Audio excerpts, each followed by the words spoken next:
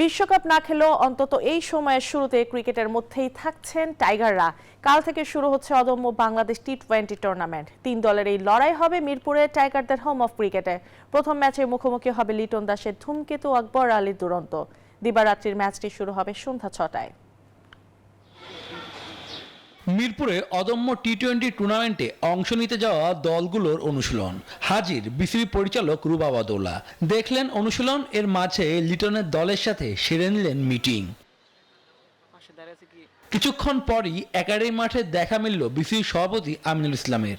সাথে ছিলেন cricket operations chairman Nazmul Abedin Fahim ও পরিচালক খালেদ মাসুদ পাইলট। অনুশীলন শেষে গণমাধ্যমের মুখোমুখি ধুমকেতু টিমের কোচ মোহাম্মদ সালাউদ্দিন জানালেন, বিশ্বকাপ খেলতে না পারায় আফসোস করতে চান না। তাদের পুরো মনোযোগ এই টুর্নামেন্ট ঘিরে।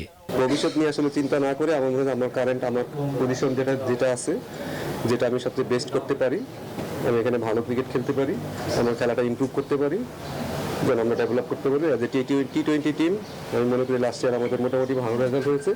তার থেকে যেন আমরা আরো বেটার করতে পারি সামনে, সেদিকে আমাদের লক্ষ্য আছে যে এই টুর্নামেন্টটা হয়তো সেদিক থেকে আমাদের জন্য অনেক লাভবান। উদ্বোধনী ম্যাচের আরেক দল দুরন্ত, নেতৃত্বে আকবর আলী, আছেন আজিজুল হাকিম তামিম, জাওয়াদ আবরাররাও। কাগজে কলমে পিছিয়ে থাকলেও শিরোপার রেসে পিছিয়ে থাকতে চান না তারা। এটা একটা ভালো কম্পিটিশন, যেটা শুরুতে বলছিলাম যে এই ধরনের টিমকে নিয়ে কাজ করার একটা মজা হচ্ছে। আমি আসলে এই ধরনের প্লেয়ারদের সাথে অনেকদিন কাজ করেছি, সেটা হয়তো ডিরেক্ট মাঠে না করলে অফ দ্য ফিল্ডে সিলেক্টর হিসেবে অনেক কাজ করার সুযোগ হয়েছিল। সেখান থেকে তাদের সাথে আন্ডারস্ট্যান্ডিং বা জেলিংটা আমার যথেষ্ট ভালো, ইভেন সিনিয়র প্লেয়ারদেরও রয়েছে। বাট তারপর আমার মনে হয় এই ধরনের টিম নিয়ে কাজ করার একটা মজা হচ্ছে, চ্যালেঞ্জটা ডিফারেন্ট থাকে। এদিকে স্কুল কলেজের শিক্ষার্থীরা এই টুর্নামেন্টে সব খেলা দেখতে পারবে বিনামূল্যে। শুভদেবনাথ, নিউজ 24, ঢাকা।